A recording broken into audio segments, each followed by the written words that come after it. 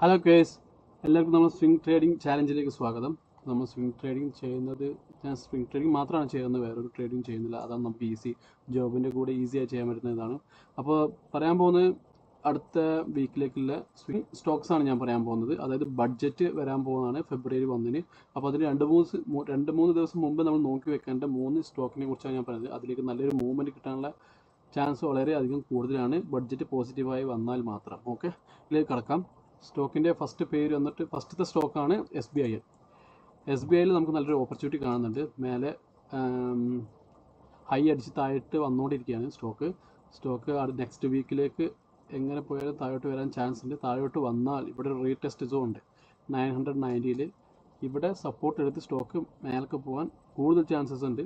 അങ്ങനെ അല്ല, സ്റ്റോക്ക് ഇവിടെ സൈഡ് ബേസിൽ പോയിട്ട് ഈ ബ്രേക്കൗട്ട് 1050 ബ്രേക്കൗട്ട് ചെയ്യുകയാണെങ്കിൽ അടുത്തൊരു 5% മൂവ്മെൻറ്റ് കിട്ടാനുള്ള ചാൻസ് കൂടുതലാണ്. അപ്പോൾ ഈ സ്റ്റോക്ക് ഒന്ന് വാച്ച് ലിസ്റ്റിൽ വെച്ച് നോക്കി വെക്കാം.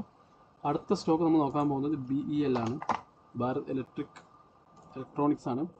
അതിലും ഇതേപോലെ തന്നെ നല്ലൊരു ബ്രേക്കൗട്ടിന് വേണ്ടി വെയിറ്റ് ചെയ്ത് നിൽക്കണം. ഈ ബ്രേക്കൗട്ട് വരുന്നതുകൊണ്ട് പോരാത്തതിന് നമ്മുടെ ബഡ്ജറ്റ് കൂടി വരുന്നുണ്ട്. ബഡ്ജറ്റിൽ ഈ സ്റ്റോക്ക് പോസിറ്റീവ് ആണെങ്കിൽ നല്ലൊരു മൂവ്മെൻറ്റ് കിട്ടാൻ ചാൻസസ് ഉണ്ട്. ഇത് ഞാൻ ഹൈലി റെക്കമെൻഡ് ചെയ്യുന്ന ഒരു സ്റ്റോക്കാണ്. നല്ലോണം വാച്ച് ലിസ്റ്റിൽ വെച്ച് നല്ല ട്രാക്ക് ചെയ്യുക. ഈ ബ്രേക്കൗട്ട് എങ്ങാനും ബ്രേക്ക് ചെയ്ത് കഴിഞ്ഞാൽ നല്ലൊരു ഓപ്പർച്യൂണിറ്റി ഉണ്ട്, മിസ്സാക്കാൻ നിൽക്കണ്ട.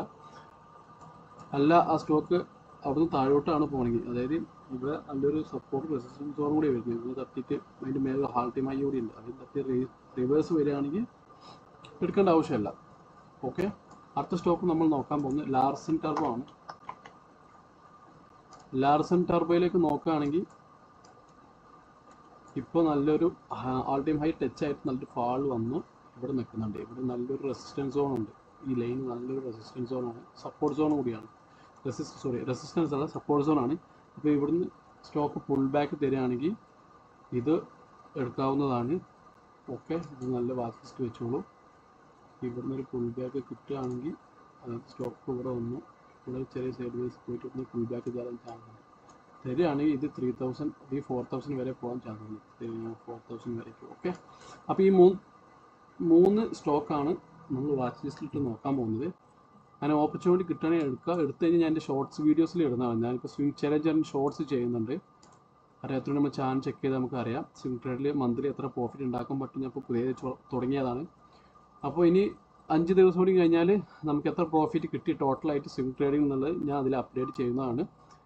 ഓക്കെ ഗേസ്, അപ്പോൾ ബഡ്ജറ്റ് നല്ലതായിട്ട് വരുമെന്ന് വിചാരിക്കുന്നു.